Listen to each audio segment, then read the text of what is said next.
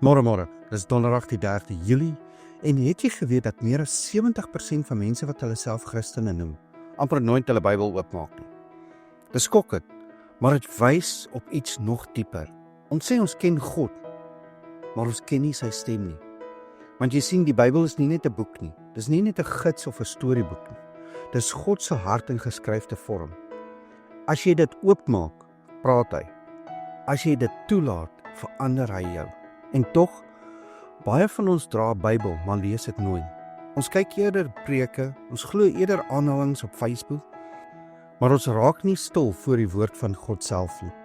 In 2 Timoteus 2 vers 15 staan daar geskrywe: stel jou ywerig in om jou beproef voor God te stel, as een wat die woord van die waarheid regsny.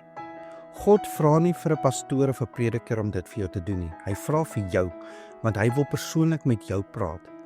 En dan sê Hosea 4 vers 6, my volk gaan ten gronde weens gebrek aan kennis. Nie omdat God stil is nie, maar omdat ons nie meer luister nie. En weet jy, ek verstaan dit. Ek was daar. Ek het ook gesê, dis te moeilik. Of, ek verstaan nie altyd wat ek lees nie. Maar toe gebeur iets. Ek het eendag net begin. 1 hoofstuk, 1 vers, 1 gebed. En is asof God gesê het, nou kan ek werk. Nou kan ek jou hart vorm. Die Hebreëse woord vir ernstig soek is daras.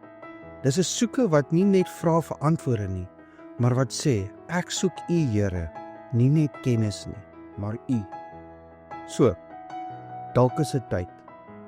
Nie net om te glo nie, maar om te lees, te leer en te leef. Jy het 'n Bybel, maar het die Bybel jou al? Kom ons bid saam. Here Jesus, ek wil nie net U woord besit nie, ek wil daarin woon. Laat ek nie rus op opinies of godsdienstige gewoontes nie, maar op U stem. Maak my dors, Here. Breek elke verskoning binnekant my af en bring my terug na U waarheid. In Jesus naam. Amen.